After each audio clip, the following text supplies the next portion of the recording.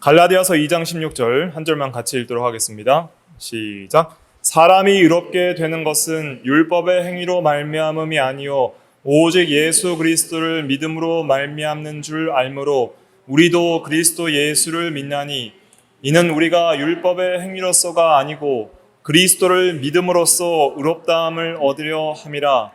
율법의 행위로서는 의롭다함을 얻을 육체가 없느니라. 아멘. 이 시간 구원론 14번째 시간으로서 칭의에 대해서 교리적인 내용들을 살펴보도록 하겠습니다. 오전 시간에도 칭의에 대해서 좀 살펴봤는데 오늘은 칭의에 대해서 좀 체계적으로 좀 정리하는 시간을 갖도록 하겠습니다. 갈라디아서 2장 16절에 보면 마지막에 보면 그리스도를 믿음으로써 의롭다함, 또 의롭다함이라는 말을 하고 있죠. 그래서 이 의롭다함이라는 단어는 의롭게 하다, 의롭다 하다라는 이 디카이오 헬라어로 이 디카이오라는 단어가 있는데 그 단어를 번역한 것입니다. 그래서 칭의라는 것은 의롭다고 칭하다 하잖아요. 의롭다 칭하다. 영어로는 justification이라고 하는데 그 의롭다 함이 이것이 곧 칭이다. 이렇게 생각하시면 되겠습니다. 그래서 의롭다 함을 얻는 것, 그것이 칭의를 얻는 것입니다. 칭의의 은혜를 얻는 것입니다. 그러면 이 칭의의 의미에 대해서 좀 살펴볼 텐데 첫 번째 1번 칭의는 하나님의 은혜 가운데 행하시는 법정적 선언이다. 이 굉장히 중요한 단어입니다. 법적 선언이다. 그래서 이 의롭다함 칭의는 재판장이신 하나님께서 자신의 율법에 따라 한 사람의 지위에 대해 행한 판결과 관련이 있다. 그래서 칭의는 지위 혹은 신분과 관련이 되어 있습니다. 지위와 신분에 동그라미를 치시고요. 별표를 하시면 좋겠습니다. 칭의는 나의 상태, 나의 본성의 상태를 바꾼 것이 아니라 이 신분과 지위를 바꾸는 거예요. 그래서 칭의는 그 원죄에 있어서 부패를 해결하는 것이 아니라 뭘 해결하는 거냐면 죄책을 해결하는 거예요. 이걸 잘 이해하셔야 됩니다. 과거에 여러 번 했는데 또 기억이 좀 잘 안 나실 수도 있으니까 계속적으로 기억을 하셔야 됩니다. 칭의는 죄책을 해결하는 것이고 죄인의 신분에서 의인의 신분으로 신분의 변화를 주는 것이 칭의입니다. 그래서 내가 율법의 행위로서 내가 실제로 내가 완전히 본성적으로 의롭게 살아서가 아니라 그리스도의 의를 내가 대신 이 그리스도의 의를 믿음으로 전가받음으로 말미암아 의인의 신분이 되었다는 것이죠. 죄인의 신분에서 의인의 신분. 칭의는 법적 선언이고 신분 변화에 있다. 이것이 핵심입니다. 신분과 상태를 항상 구분하셔야 돼요. 우리가 신분이 있고요. 상태가 있어요. 자, 예수를 믿어서 칭의 받았어요. 뭐가 바뀐 거예요? 신분이 바뀐 거예요. 그 의인의 신분이 된 것이고, 그러나 상태는 여전히 우리가 아직까지 옛사람의 죄성의 상태가 있죠. 그러니까 죄인의 상태는 여전히 남아 있어요. 남아 있음. 그래서 신분은 즉시 우리가 의인의 신분으로 바뀌지만은 상태는 중생과 성화를 통해서 점점점 의롭게 되어 나가는 그러한 성화의 과정을 거쳐야 됩니다. 그리고 이 상태까지 완전히 영화롭게 되는 것은 어느 때 가능하냐면 우리가 육체가 죽을 때 영혼이 즉시 영화로운 상태에 들어가고요. 또 우리가 부활 때 육체도 영화로운 상태에 들어가는 거예요.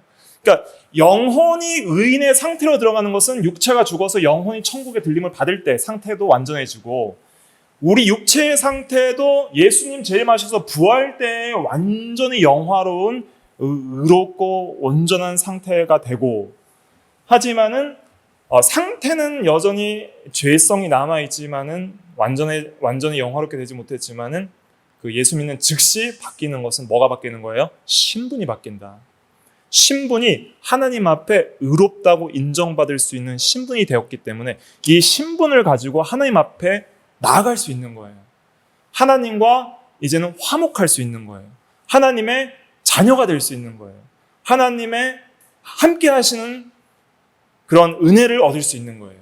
신분이 중요하고 또 상태도 중요한데, 첫째로 하나님께서 이 구원의 은혜를 어떻게 주시냐면 먼저 신분을 완전히 의롭다고 바꿔 놓으시고 오직 그리스도의 은혜로, 그 다음에 상태를 그리스도의 능력과 성령의 인도를 따라서 좀 변화시켜 나가시는 거예요. 그런 상태의 변화의 삶을 우리가 평생 살아가는 거예요.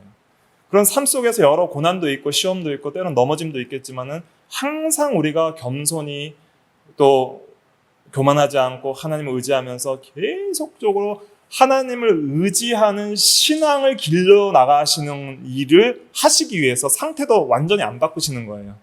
그러니까 하나님이 상태도 다 바꿔주시면 좋겠어요. 더 이상 죄를 안 짓는 상태가 됐으면 좋겠어요. 그렇죠? 우리의 소원이에요. 그러나 하나님이 그렇게 안 하시고 매주 이렇게 교회 나와서 설교도 듣고 매일 직장 생활, 가정 생활에 그 나의 생활의 현장에서의 여러 고난과 시험을 다 허락하셔서 그 고난 속에서 믿음을 지키고 하나님을 의지하는 것을 배우게 하시는 거예요. 연단이에요. 그래서 그런 환난과 시험 가운데서 계속 하나님을 잡고 말씀을 잡고 의지하고 살아갈 수 있느냐, 그렇게 의지하는 그 신앙을 이제는 다시 회복시키고 연단시켜서 길러 나가시는 거예요. 자, 여러분들이 잘 한번 생각해 보세요. 여러분들의 믿음, 저와 여러분들의 믿음을 가지고 당장 의인의 신분이 되고 의인의 상태가 돼서 당장 천국 가면은 좋은 믿음으로 살겠어요? 안 좋은 믿음으로 살겠어요? 너무 어리죠, 믿음이. 그렇죠? 고난 중에 하나님을 의지해 본 경험이 없는 거예요. 환난 중에 하나님의 말씀을 붙들어 본 경험이 없는 거예요. 그러니까 너무 어린 거예요. 그러나 이 세상을 살아가면서 정말 바랄 수 없는 중에 바라고 정말 믿을 수 없는 중에 믿고, 그렇게 믿을 때 역사하시는 하나님의 은혜를 경험하면서 예수 믿는 것은 받은 증거 많다는 경험들을 좀 쌓고 갈 수 있도록 우리에게 상태는 아직 남겨놓으시는 거예요. 이 다 은혜입니다. 죄성도 남겨놓으시고 고난도 남겨놓으시고 여러 가지 시험과 환난과 여러 가지 고난 속에서 연단받게 하시는 거예요. 그러나 우리는 절대 낙심하지 않는 것은 우리의 신분이 의롭게 되었고 우리의 상태도 영화롭게 하실 우리 주 예수 그리스도를 우리가 믿기 때문에 우리는 소망 가운데 인내할 수 있는 것이죠. 아무튼 그래서 칭이라는 것은 먼저 의인의 신분을 변화시켜서 법적으로 하나님 앞에 의롭다고 여기심을 받는 거예요. 완전 의인이 되지 않았지만 그리스도의 의를 전가받은 것을 통해서 그 그리스도의 의를 보시고 우리를 의롭다고 간주해 주시고 여기신다. 이것이 칭의의 의미입니다. 그래서 이 칭의는 이제 아까 오전에도 말씀드렸지만 소극적인 면과 적극적인 면이 있습니다. 이 두 가지를 다 체크를 잘 하셔야 됩니다. 그래서 2번 한번 읽어볼까요? 2번 시작. 칭의는 죄책의 사함과 죄 용서, 정죄로부터의 자유를 포함한다. 칭의의 소극적 요소. 그래서 먼저 죄책을 제거하는 겁니다. 그래서 죄 용서를 받게 하시고 이제 정죄, 이런 심판이죠. 형벌로부터 자유케 하시는 것이죠. 한마디로 지옥 안 간다는 뜻입니다. 지옥을 안 가요. 그래서 영원한 하나님의 심판을 받지 않습니다. 죄 용서는 받았지만은 그러나 매일 우리가 회개해야 됩니다. 주기도문 할 때마다 우리가 우리의 죄를 사하여 주시옵고 기도하잖아요. 매일 회개하면서 내가 죄 사함 받은 은혜들을 더욱더 견고히 해나가는 것이고요. 또 영원한 지옥 형벌은 받지 않지만 우리 구원받은 성도들은 징계는 받습니다. 징계도 있고요. 또 우리가 계속적인 반복적인 회개도 해야 됩니다. 반복적인 회개도 해야 되고, 하지만은 칭의는 단회적으로 더 이상의 너는 이제는 죄인이기 때문에 영원한 심판을 받을 그러한 지옥 형벌을 받지 않는다는 뜻이 있습니다. 이 의인된 신분 때문에 우리가 하나님 앞에 늘 설 수 있어요. 정말 좀 신비거든요. 오늘 죄를 지었어요. 그러면서 내가 죄인인 걸 깨달아요. 상태적으로 주여 나는 죄인 중에 괴수입니다를 깨달아요. 근데 하나님 앞에 설 수 있어요. 너무 신비롭죠. 내가 죄를 지으면서도 하나님 앞에 회개 기도를 하고 회개 기도하면 하나님의 용서를 항상 받아요. 왜 용서를 받냐면은 내가 회개를 잘해서가 아니에요. 누구 때문에 용서받는 거예요? 예수 그리스도 때문에. 그리스도를 의지해서 그리스도의 이름으로 그리스도의 피의 그 화목 제물의 속량의 은혜를 의지하며 기도할 때 항상 우리가 죄로부터 용서함을 받아요. 계속 용서받을 수 있는 그런 특권이 생겨요. 칭의 때문에. 그리고 우리가 항상 죄를 지어도 늘 하나님 앞에 나아갈 수 있는 그 근거가 있으니 그리스도의 의 때문에 우리는 하나님께 늘 다시 나아갈 수 있게 됩니다. 그래서 우리는 항상 이제 그 지옥 갈 죄를 다 용서받고, 그 다음에 이 칭의는 어떤 용서냐면 현재와 과거와 미래의 모든 죄를 다 용서받는 거예요. 그래서 우리의 그 모든 죄에 대한 책임을 전부 면제받는 겁니다.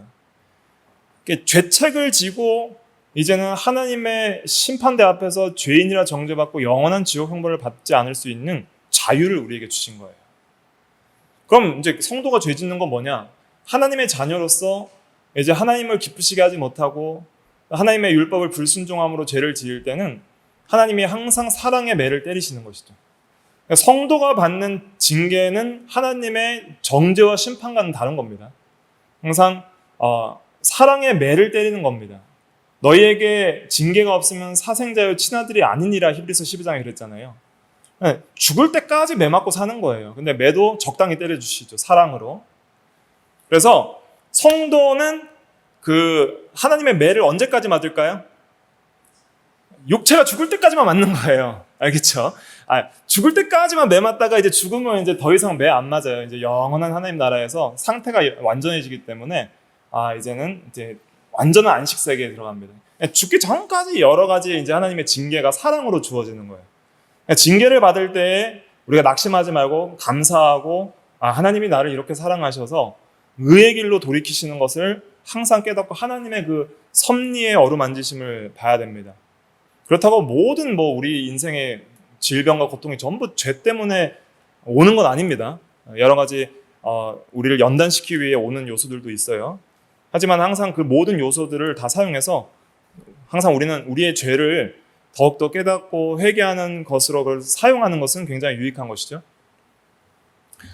아무튼 우리는 그 지옥 갈 정죄와 또 죄책으로부터 완전히 자유하게 되었다. 그래서 우리는 지옥 갈까 봐 두려워하는 것은 칭의를 믿는 믿음은 아닙니다. 내가 이제 지옥 가면 어떡하나, 지옥 안 가려고 예수 잘 믿어야지 하는 것도 칭의를 믿는 믿음이 아닙니다. 내가 지옥 안 가려고 예수 잘 믿는 것이 아니고 믿음으로 그 율법을 잘 준행하는 게 아니에요. 그런 수준의 율법의 행위는 그건 율법주의입니다. 그것은 참으로 율법을 순종할 수 있는 그러한 행위가 아니고요. 우리가 이제 율법을 잘 지켜야 되는 이유는 감사해서 자원하여 사랑하기 때문에 하나님을 기쁘시게 하기 위해서 율법을 지켜나가는 것입니다.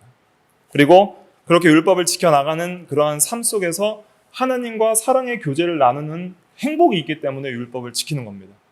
율법은 하나님을 사랑하는 방식이고 하나님과 교제하는 하나의 방식이기 때문에 율법은 하나님을 사랑하여 하나님을 교제하기 위하여 우리가 지켜나가는 자원하는 행동이 되는 것이죠. 벌 받으려고, 벌 받기 싫어서 율법을 지키는 것은 초보적인 것. 하나님을 사랑하며 하나님과 교제하기 위해 율법을 지키는 것은 장성한 신앙이라고 이렇게 생각할 수 있겠습니다. 그 다음에 칭의는 단순히 어떤 죄 용서와 죄책을 제거하는 것에서 끝나는 것이 아니라 사법적인 관점에서 죄인을 적극적으로 의롭게 여겨주시는 것, 그것을 포함합니다. 이게 칭의의 적극적 요소입니다. 그래서 루이스 볼코프는 그의 조직 신학에서 칭의는 소극적 요소와 적극적 요소를 갖고 있다고 설명을 했는데요. 칭의는 소극적으로 죄인의 죄책을 제거하고 현재, 과거, 미래의 모든 죄를 용서받고 형벌을 면제받는 것이 칭의의 한 측면입니다. 또한 칭의는 적극적으로 죄인에게 의로운 자라는 지위를 수여합니다. 그래서 예를 들면은 이스라엘을 대표하여 하나님 앞에 더러운 옷을 입고 있는 대제사장 여호수아에게 여호와께서 스가랴 3장 4절의 말씀에 보면 내 죄악을 제거하여 버렸으니 내게 아름다운 옷을 입히리라 했거든요. 죄악을 제거하는 요소는 소극적 요소, 죄책 제거죠. 그 다음에 아름다운 옷을 입히리라는 것은 적극적 요소, 그래서 의의 신분을 수여하는 것이죠. 스가랴 3장 4절 그 밑에 제가 기록해 놨는데 같이 한번 읽어볼까요? 시작. 여호와께서 자기 앞에 선 자들에게 명령하사 그 더러운 옷을 벗기라 하시고 또 여호수아에게 이르시되 내가 내 죄악을 제거하여 버렸으니 내게 아름다운 옷을 입히리라 하시기로. 그래서 이 상태가 아니라 이 신분의 변화를 말을 할 때는 특별히 옷의 비유를 씁니다. 자, 옷 이거는 외적인 거잖아요. 외적인 건. 내적인 것이 아니라 이 외적인 옷은 그 사람의 어떤 지위와 신분을 나타내요. 그래서 경찰관은 경찰복이 있고 또 의사는 의사 가운이 있고 법관은 어떤 법복이 있는 것처럼 이 옷은 그 사람의 어떤 지위와 신분을 상징하는데요. 여기서 더러운 옷을 벗기라 하는 것은 이 죄의 신분을 벗기라는 거예요. 죄의 신분. 죄인 된 신분을 벗기고 아름다운 옷을 입히라는 것은 의의 신분을 입혀주신다는 것이죠. 그래서 어떤 신분의 변화를 상징하는 그러한 표현으로 이 옷을 사용하게 되죠. 그래서 갈라디아서 3장 24절 같이 한번 읽어볼까요? 시작. 누구든지 그리스도와 합하기 위하여 세례를 받은 자는 그리스도로 옷 입었느니라. 그래서 그리스도와 연합된 자는 합한 것이죠. 세례는 그리스도와 연합의 시작을 상징하고 성찬은 그리스도와 연합의 지속을 상징하는데 그리스도와 연합된 자는 그리스도의 의를 전가받아 그리스도로 옷 입었다. 신분의 변화가 생겼다는 것이죠. 그래서 항상 신분, 상태 이걸 잘 구분하셔야 됩니다. 이것이 개혁파 정통 신학입니다. 카톨릭에서는 이걸 구분을 안 해요. 카톨릭은 어떻게 말을 하냐면 의가 주입됐다 그래요. 주입됐다. 주사기로 이렇게 주입하면 이렇게 의가 들어오잖아요. 우리가 옷을 입은 것이 아니라 의가 내 안에 들어왔다고 얘기를 하는 거예요. 그래서 그 받은 의를 사용해서 열심히 내가 공로를 쌓으면은 하나님의 의의 기준에 도달하여서 내가 의롭게 되어야지 하나님이 의롭다 칭함을 받는다는 거예요. 그러니까 내 공로가 플러스 돼야 돼요. 하나님 은혜 플러스. 그래서 카톨릭에서는 이런 성인 이렇게 그런 숭배도 하고 이 여러 가지 이제 공로들을 얻기 위한 과거에 면제부도 판매하고 여러 가지 일들이 있었어요. 그런 것들이 이제 카톨릭에서 개신교로 넘어오면서 종교 개혁 때 이 이신칭의 교리가 굉장히 중요하게 새롭게 이제 세팅이 되고 발견이 되는데 이 종교 개혁 이후에 이신칭의 이 칭의 교리를 성경적으로 발견하면서 신분과 상태를 구분한 것, 이것이 굉장히 중요한 교리적인 내용입니다. 그래서 왜 이렇게 신분과 상태를 구분을 하라 하냐면은 이것이 카톨릭이나 또 다른 이 교파에서 잘못 말함으로 말미암아 율법주의적으로 가기 때문이죠. 그래서 오직 믿음으로 말미암아 의롭게 되는 것은 신분의 변화예요. 상태의 변화는 중생과 성화를 통해서 이제 이루어 나가는 것입니다. 신분의 변화라는 것을 꼭 기억하시기 바랍니다. 그래서 신분의 변화는 이제 의로운 자로 여겨주심 혹은 이제 간주하심이라는 표현을 써요. 이제 로마서 4장에서 배울 내용인데 4장 3절부터 6절까지 한번 같이 읽어볼게요. 시작. 성경이 무엇을 말하느냐? 아브라함이 하나님을 믿음에 그것이 그에게 의로 여겨진 바 되었느니라. 일하는 자에게는 그 삭시 은혜로 여겨지지 아니하고 보수로 여겨지거니와 일을 아니할지라도 경건하지 않은 자를 의롭다 하시는 이를 믿는 자에게는 그의 믿음을 의로 여기시나니 일한 것이 없이 하나님께 의로 여기심을 받은 사람의 복에 대하여 다윗이 말한 바. 그래서 여기 보면은 의로 여겨진 바 되었느니라. 상태가 바뀐 것이 아니라 신분이 변화되었다는 것이죠. 그러니까 의롭게 간주해 주시고 여겨 주신다는 거예요. 하나님이 의로 여겨 주신다는 거예요. 그리스도의 의를 전가받았기 때문에. 그래서 먼 일을 안 해도, 먼 율법의 의를 내가 안 쌓아도 이 말입니다. 죄인인 경건하지 않은 자를 의롭다 하시는 일을 믿는 자에게는 그 믿음으로 전가받은 의를 하나님이 보시고 의로 여겨주신다는 뜻입니다. 그래서 여기심, 간주하심, 이게 바로 전가교리예요. 전가. 왜 전가라는 표현을 계속 제가 쓰냐면 이게 굉장히 중요한 표현입니다. 전가와 다른 반대말은 로마 카톨릭에서는 이제 주입이라는 말을 씁니다. 주입이 아니고요. 의의 주입이 아니라 의의 전가라고 해야 돼요. 전가라는 것은 그 사람의 것으로 여긴다는 거예요. 그 사람 실제로 그렇게 상태가 변했다는 것이 아니라 그리스도의 의를 그 사람의 것으로 여겨주신다는 거예요. 그 사람의 것으로 믿음으로 받아 가졌기 때문에 이 그리스도의 의는 내 의예요, 그리스도의 의예요. 그리스도의 의예요. 내 의가 아니고 내 안으로 주입된 의도 아니고 그냥 그리스도의 의예요. 외제적 의라 그래요. 외제적 의. 그 외제적 의를 믿음으로 받아 가지면은 이 믿는 자의 것으로 그것을 여겨주시고 간주해 주신다는 거예요. 그게 전가 교리예요. 그래서 의의 전가라 이렇게 말을 할 수 있어요. 그래서 우리 죄는 믿음으로 그리스도께 전가되고 죄전가 그리고 의전가.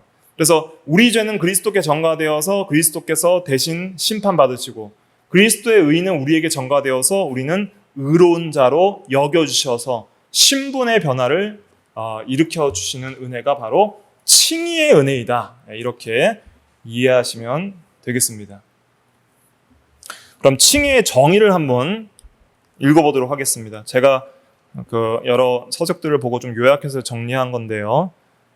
읽어볼게요. 시작. 칭의는 하나님이 오직 믿음으로 받아들여진 예수 그리스도가 이루신 대리적 형벌, 수동 순종과 율법에 대한 온전한 순종의 의로 인하여 은혜로 말미암아 죄인의 죄책을 사하시고 이렇게 해서 정죄에서 해방되게 하시고 죄인을 의롭다고 여기시는 영생을 얻기로 합당한 자가 되었다는 법정적 선언이다. 네. 그래서 오직 믿음으로 예수를 믿는다고 할 때에는 뭘 믿냐면 예수님이 대리적으로 형벌받은 것, 수동순종이라고 하죠. 능동순종과 수동순종은 제가 전에 했을 때 그리스도의 온전한 한 순종의 두 측면이라 그랬어요. 분리할 수 없지만 구별된다고 했습니다. 분리해서는 안 됩니다. 전생의 온전한 한 순종의 두 측면이에요. 그래서 따로따로 막 생애와 시간과 완전히 구분해서는 안 되고요. 한 순종의 두 측면인데, 그래서 대리적인 형벌이 받은 면을 우리가 생각해 볼 수 있고, 그래서 평생에 태어나면서부터 죽을 때까지 하나님의 어떤 대리적 형벌을 받으신 것이죠. 시험도 받으시고 고난도 받으시고, 그 다음에 평생의 율법을 온전히 순종하신 것이죠. 온전한 순종의 의, 이것이 능동순종이라고 할 수 있습니다. 가로를 제가 빼놨는데 능동순종이고요. 그래서 수동순종과 능동순종, 대리적 형벌과 율법에 대한 완전한 순종이 우리에게 이제는 성령의 적용 사역을 통해 오직 믿음으로 우리에게 주어질 때에는 대리적 형벌은 뭘 낳아요? 대리적 형벌 받으신 것은 죄책을 사하시는 죄사함의 은혜를 낳고 칭의의 소극적 면을 낳고, 율법의 온전한 순종의 의는 죄인을 의롭다 여기시는 그런 칭의의 적극적인 면을 낳는 거예요. 이제 이해되세요? 예수님이 대신 형벌 받은 것 때문에 그것이 우리에게 적용될 때에는 내 죄가 예수님이 대신 당했기 때문에 내 죄책이 사해지는 면이 생기고요. 예수님이 완전히 순종하신 것 때문에 그것이 믿음으로 우리에게 적용될 때에는 나의 의로 그게 여겨지는 거예요. 예수님이 완전한 율법 순종이 내 의로 여겨지고, 예수님이 대신 죽으시고 형벌 받으신 것이 내 죄 사함으로 여겨져서 죄 사함과 의롭다 하심을 받는 이 소극적 면과 적극적 면의 두 측면이 칭의의 온전한 본질적 요소다, 이렇게 생각할 수 있겠습니다. 네, 그것에 대해서 이제 대요리 문답에서는 좀 잘 설명을 하고 있어요. 대요리 문답 70문답. 칭의는 무엇인가? 답을 같이 읽어볼게요. 시작. 칭의는 하나님께서 죄인들에게 값없이 주시는 은혜의 행위이다. 이것으로 하나님께서 죄인들의 모든 죄들을 용서하시고 자기 친히 보기에 그들의 인격을 의롭다고 여기어 받아주신다. 칭의는 결코 그들 안에 있는 어떤 노력이나 그들에 의해 행해진 어떤 일로 된 것이 아니라 다만 그리스도의 온전한 순종과 충분한 만족이 하나님에 의해 죄인들에게 전가되고 또한 그들이 오직 믿음으로만 받아들임으로 인한 것이다. 여기서 잘 보세요. 제가 설명드린 게 다 있는데 은혜의 행위다라는 것은 단회적이라는 것이죠. 단회적. 한 번에 받고 끝난다는 거예요. 그래서 신분의 변화를 준다는 뜻이고요. 그 다음에 칭의의 소극적 요소, 모든 죄를 죄 용서죠. 이게 칭의의 이제 소극적 요소고, 그 다음에 그들의 인격을 의롭다 여기어 받아주시는 것이 칭의의 적극적인 요소입니다. 이 소극적 요소와 적극적 요소는 우리들의 노력이나 행한 일로 되는 것이 아니라 오직 그리스도의 온전한 순종. 이 온전한 순종이 무슨 순종이에요? 무슨 순종? 능동순종. 능동순종. 그래서 그러니까 이것은 완전 율법 순종을 통한 이 의를 이루신 걸 가리키는 거예요. 완전 율법 순종을 통해서 하나님의 인정받을 수 있는 의를 이루신 것을 가리키고, 그다음 여기서 충분한 만족이라 그랬는데 이 만족이 무슨 순종이냐면 이것이 이제 수동 순종이에요. 그래서 우리가 아까 오전 예배 때도 배웠지만은 화목 제물이 헬라어로 뭐라 그랬죠? 힐라스테리온이라 그랬잖아요. 힐라스테리온인데 이것이 이제 공의를 만족시켰다라고 그랬죠. 예수를 그의 피로써 믿음으로 말미암는 화목 제물로 세우셨으니, 그러니까 충분한 만족이란 건 뭐냐면 이 수동적 순종을 통해서 율법에 따라서 형벌을 받으심으로써 하나님의 진노의 심판을 예수님이 대신 받으심으로써 충분한 공의를 만족시켰다는 거예요.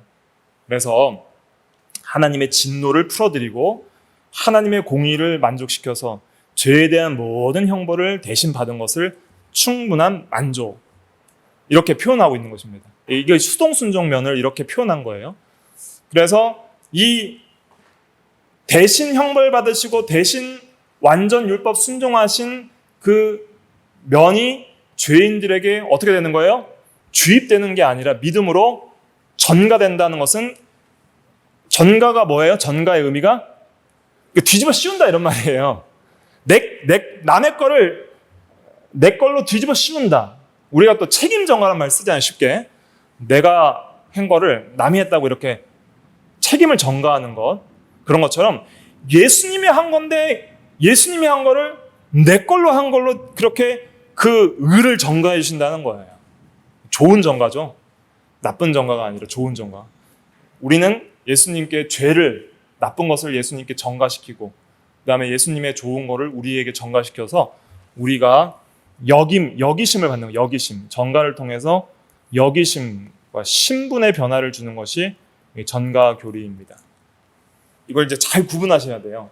이 교리가 잘 구분이 돼야지 혼란에 안 빠지는데, 어떤 혼란에 안 빠지냐면 율법주의로도 안 가고요. 율법의 의로 하나님께 의롭다 하심을 얻으려는 그런 잘못된 율법주의도 안 빠지고, 이제는 믿음으로 의롭게 됐으니까 마음대로 그냥 율법 어기고 살아도 의롭게 됐으니 괜찮다라는 그런 패법주의로도 안 빠져요. 그냥 신분의 변화지 상태의 변화는 아니거든요. 상태는 우리가 적극적으로 이제는 율법을 순종해서 하나님 앞에 거룩하게 살 의무가 있어요. 우리가 하나님 앞에 의롭다 인정받기 위하여 율법을 순종할 수 있어요, 없어요? 못해요. 그런 일을 우리가 할 수 없어요.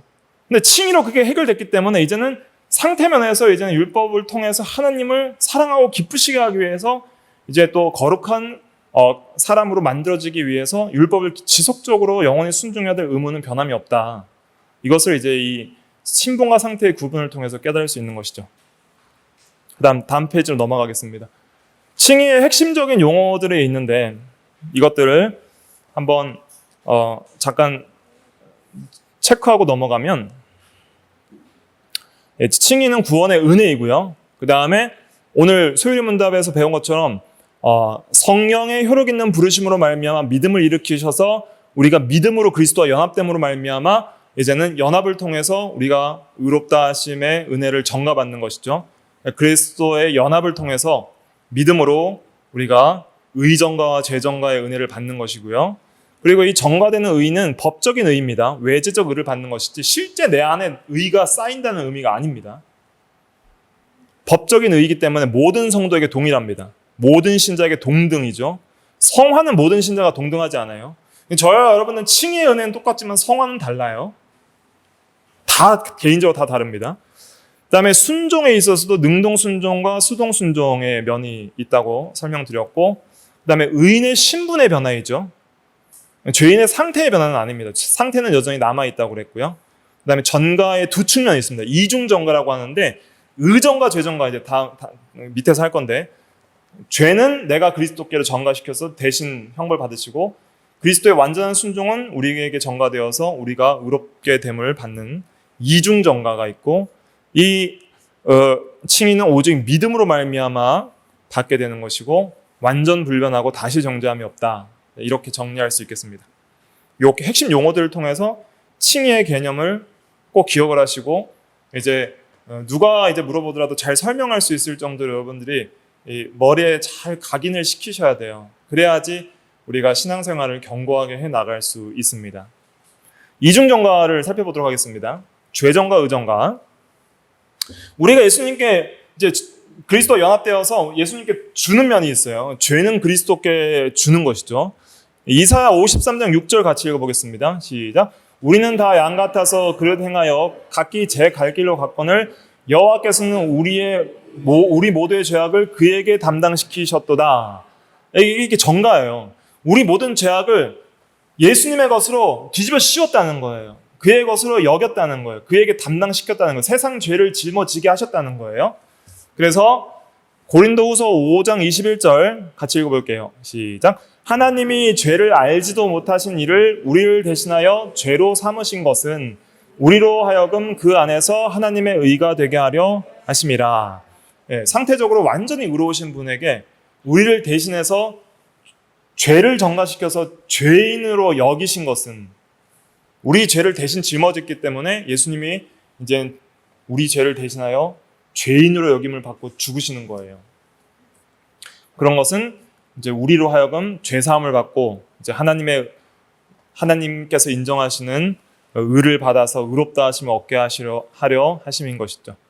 그래서 우리는 예수를 믿음으로 내 죄가 나의 모든 죄에 대한 책임과 죄책이 그리스도께 다 전가되어서 그리스도 안에서 담당되어서 사하여졌다. 이걸 믿는 것입니다. 얻는 면은 우리가 빌립보서 3장 9절에 보면 내가 가진 의는 율법에서 난 것이 아니요 오직 그리스도를 믿음으로 말미암는 것이니 곧 믿음으로 하나님께로부터 난 의라. 그래서 내가 의를 가지게 되는 것이죠. 외지적 의인 그리스도의 의 그것을 얻게 되는 것입니다. 이런 이중 정가면이 신비하게 이제 일어난다. 그래서 이것이 구원에 있어서 칭의의 놀라운 은혜입니다. 원죄에는 우리가 죄책과 부패가 있다 그랬죠. 죄책은 죄인의 신분을 가리키는 것이고 부패는 죄인의 상태를 가리키는 것입니다. 그런데 이 죄책인 신분은 뭘로 해결되는 거예요? 칭의로 해결되고 부패는 중생으로 시작해서 성화로 진행되다가 영화로 끝나는 겁니다. 그래서 죄책과 부패, 신분과 상태 이것을 구분하여서 칭의와 성화를 구분하는 것이죠. 그래서 중생으로부터 영화로 해결되는 모든 것을 이제 부패를 해결하는 것인데 특별히 부패를 해결한다 할 때는 이제 성화를 대표적으로 이제 얘기를 합니다. 성화로 우리의 부패를 이제 거룩한 삶을 통해서 해결해 나가는 것이죠. 마지막으로 칭의가 성도에게 주는 실질적 유익은 무엇인지 생각을 해보도록 하겠습니다. 방가로 1번 같이 읽어볼게요. 시작. 우리의 구원과 의가 되신 그리스도를 가장 귀하게 여김에. 그래서 우리가 하나님 앞에 설 수 있는 그 의는 그리스도의 의밖에 없기 때문에 예수 그리스도라는 지식의 가장 고상함을 깨닫게 되고 그리스도를 귀하게 여길 수 있는 실제적인 은혜를 얻게 됩니다. 여러분들이 칭의교를 통해서 예수님이 정말 귀해져야 됩니다. 예수님이 귀해져야 됩니다. 그렇게 귀하게 여길 수 있는 믿음의 눈을 달라고 우리가 기도해야 되겠습니다. 두 번째, 방가로 2번 읽어볼게요. 시작. 하나님과 화평을 누림. 예. 이제 우리가 의롭다함을 여기는 의롭다 하심을 받은 의인의 신분을 얻었으니까 늘 그리스도로 말미암아 그리스도를 의지해서 하나님께 나아가서 하나님과 항상 화목하고 교제하는 화평을 누려야 됩니다. 이 화평을 누리다는 것은 교제한다는 뜻이죠. 교제. 하나님과 교제하고 하나님과 항상 사랑의 사귐을 누린다는 뜻입니다. 방가로서 한번 같이 읽어볼게요. 시작. 하나님께 나아갈 담력을 얻음. 예. 그래서 우리가 죄지었다고 절망하지 않고 다시 한번 우리를 구속하신 그의 피를 힘입어서 나가는 것이죠. 오늘 읽은 로마서 오전에 봤던 로마서 3장 25절에도 이 예수를 하나님이 그의 피로써 믿음으로 말미암는 화목제물로 세우셨다 그랬죠. 그래서 우리의 전에 지은 죄를 간과하심으로 예수 믿는 자를 의롭다 해주셨다 그랬는데 그 피 때문에 우리가 참 의롭다함을 받고 죄사함을 받았죠. 그래서 우리는 날마다 그 피를 의지해서 하나님 보좌 앞에 담대히 나아가야 됩니다. 히브리서 10장 19절로 20절 같이 한번 읽어볼게요. 시작. 그러므로 형제들아 우리가 예수의 피를 힘입어 성소에 들어갈 담력을 얻었나니 그 길은 우리를 위하여 휘장 가운데로 열어놓으신 새로운 살길이요 휘장은 그의 육체니라. 새로운 살길. 휘장은 예수님의 육체를 상징하고 휘장이 찢어졌다는 것은 예수님의 죽음을 통해서 하나님의 지성소로 나아갈 새로운 살 길이 열렸다는 것이죠. 영적 생명이 살 길입니다. 그래서 칭이 받으면 그 영생을 얻는 것 같아요. 살 길. 영생을 확보하는 것이죠. 영생이 뭐예요? 영생이 뭐라고 그랬죠? 제가 맨날 하나님과의 뭐예요? 하나님과의 교제인데 어떤 교제예요? 하나님과의 영원한 교제. 교제가 어떻게 되는 거예요? 지속되는 거예요. 지속이에요. 안 끊어져요. 영원함이 이미 있죠. 영원함이 있으니까 영원함에는 지속의 의미가 있으니까 이제 하나님과의 영원한 교제 이렇게 할 수도 있고 교제의 지속을 좀 강조해서 말할 수 있죠. 그 영원한 교제를 지속할 수 있는 근거를 확보하는 것이 칭입니다. 칭이 때문에 우리는 하나님과 절대 관계가 끊어지지가 않아요. 그 다음에 겸손하게 합니다. 자기 의로 교만하지 않을 수 있죠. 로마서 3장 27절 읽어볼게요. 시작. 그런즉 자랑할 때가 어디냐 있을 수가 없느니라. 무슨 법으로냐 행위로냐 아니라 오직 믿음의 법으로니라. 예. 우리가 우리의 행위로 말미암아 이 의의 신분을 얻고 의롭다 하심의 인정과 여기심을 받는 것이 아니고 오직 하나님의 은혜로 값없이 의롭다 하심을 받습니다. 믿음으로 우리가 거저 받는 거예요. 믿음이란 건 뭐냐? 이렇게 손과 같아요. 빈손과 같아요. 빈 그릇, 빈손을 내밀 때 하나님께서 그 그리스도의 의를 우리에게 주시는 것이죠. 선물로. 믿음의 손을 내밀게 하는 것도 하나님의 은혜이고 믿음을 수단을 통해서 믿음을 은혜의 내적 수단으로 통해서 우리가 의롭다 하심을 받는 것입니다. 교리적으로 좀 용어들이 좀 학문적이고 좀 딱딱한 용어들이 있죠. 뭐 전가, 능동, 수동, 외제적, 법적 이런 것들이 있는데 이런 것들을 왜 말씀을 드려야 하냐면 하나님의 진리를 잘못 가르치는 모든 이단 교리에 대항하여서 기독교 정통 교리가 이렇게 세워져 나오면서 이걸 이렇게 체계화시키면서 이 용어를 통해서 싸워왔기 때문입니다. 용어를 통해서 진리를 고수하고 싸워왔기 때문에 이런 용어를 여러분들이 굉장히 중요하게 생각하시고 또 굉장히 귀하게 여기셔야 됩니다. 이 용어가 없었더라면은 우리 기독교 정통 진리들이 세워지지 못한 거예요. 그러나 이런 용어들을 통해서 이제 이 바른 신앙을 세우고 잘못된 신앙을 배격했기 때문에 우리가 바르게 믿을 수 있고 또 하나님의 은혜들을 더 깊이 있게 깨달을 수 있게 되는 것이죠. 그래서 아무쪼록 이런 용어들을 꼭 집에 가서 반복해서 외우시고 누가 툭 쳐서 물어볼 때마다 바로바로 나올 수 있도록 이런 용어들이 익숙하게 여러분들의 마음속에 새겨질 때 더 우리가 구원의 은혜에 더 깊이 있게 들어갈 수 있게 되겠습니다. 기도하겠습니다.